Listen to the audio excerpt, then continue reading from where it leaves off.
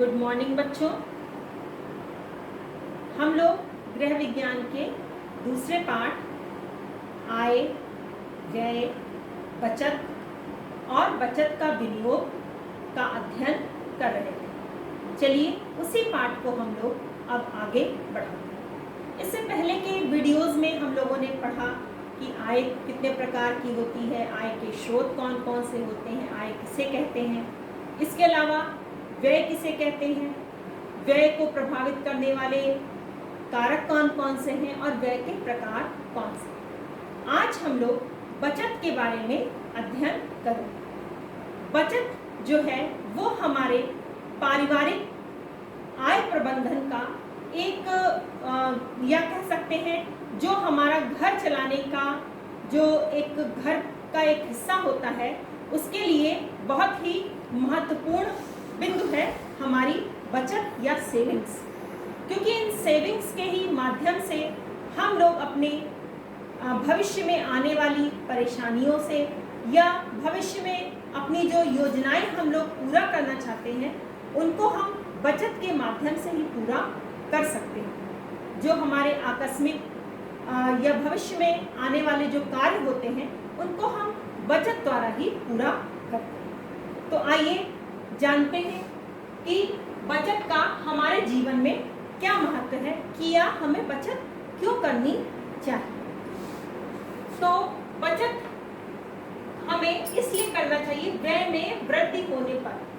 कभी कभी हमारे घर में अचानक से खर्चों में बढ़ोतरी हो जाती है। मान लीजिए कोई मेहमान अचानक आ जाए या हमें पता चले कि किसी के यहाँ शादी विवाह का अवसर है या बच्चों की पढ़ाई में ही एक्स्ट्रा कॉपी किताब या कोई एक्स्ट्रा यूनिफॉर्म या उनके फंक्शन वगैरह में होने वाले खर्चों पर अगर हमें व्यय करना पड़ता तो ये हमारे आकस्मिक ऐसे व्यय हैं जो हमारे खर्चों में अचानक से वृद्धि कर देते हैं। इसलिए हमें बचत करनी चाहिए जिससे हम इनमें बचत में से धन निकाल के इस खर्चे को पूरा कर सकते हैं। फिर आता है आय कम होने पर।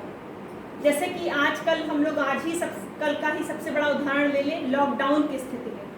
तो इसमें जो सरकारी नौकरी वाले हैं या जो कहीं वेतन भोगी जो वर्ग है उसके लिए नहीं, लेकिन जो मजदूर वर्ग है उसके लिए सबसे बड़ी समस्या हो गई है कि अगर मान लीजिए सब्जी बेचने वाला है, नियमित रूप से सब्जी नहीं बेच पा रहा है, ब्यूटी पार्लर वाली हैं उनके ब्यूटी पार्लर बंद चल रहे हैं, इसी तरीके से जो भी छोटे मोटे उद्योग धंधे करने वाले हैं या जो छोटे मोटे मजदूर वर्ग हैं उन सबको बहुत ज़्यादा दिक्कत हो रही है। तो उन सब के लिए धन कहाँ से आ रहा है? वो उस धन का इस्तेमाल कर रहे हैं जो उन्होंने कभी बचा करके रखा था। वही धन उनके गाढ़े समय में आज काम आ रहा है। फिर है आवास सुविधा उपलब्ध कराने हेतु। हम धन इसलिए भी बचाते हैं कि भविष्य में हम अपना खुद का कोई घर बनाएंगे।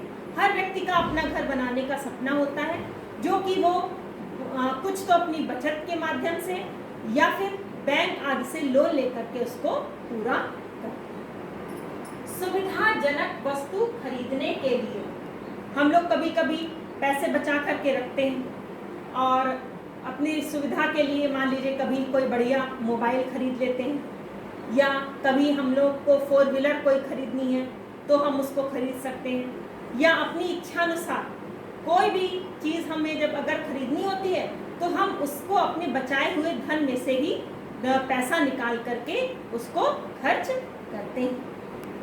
अवकाश काल के उत्तम उपयोग के लिए अगर हमारे पास धन बचा रखा है और हमारे पास छुट्टियां चल रही हैं तो हम अपनी फैमिली के साथ कहीं बाहर घूमने का प्लान बना सकते हैं। कहीं हिल स्टेशंस पे जा सकते हैं, कहीं बढ़िया रमणीय जगह आगरा, मथुरा या कहीं भी जहां हमारा धार्मिक या कोई ऐतिहासिक जहां भी घूमने का मन करता है तो हम घूमने जा सकते हैं। इसके लिए हम अपनी बचत में से धन निकाल सकते हैं। फिर आ गया सामाजिक प्रतिष्ठा की वृद्धि में सहायक। जो बचाया हुआ जो धन हम लोग रखते हैं वो हम लोग अपनी समाज में दिखावे के लिए, समाज में अपनी प्रतिष्ठा की वृद्धि के लिए भी खर्च करते हैं। कभी कभी हम लोग उसी बचाए हुए धन में से अपने लिए, स्त्रियां अपने लिए गहना जेवर बनवा लेती हैं। कभी कभी दावत इत्यादि हम लोग को घर में करनी पड़ती है, तो उसके लिए भी हम बचाए हुए धन में से ही पैसा निकाल लेते हैं। कभी हम लोगों को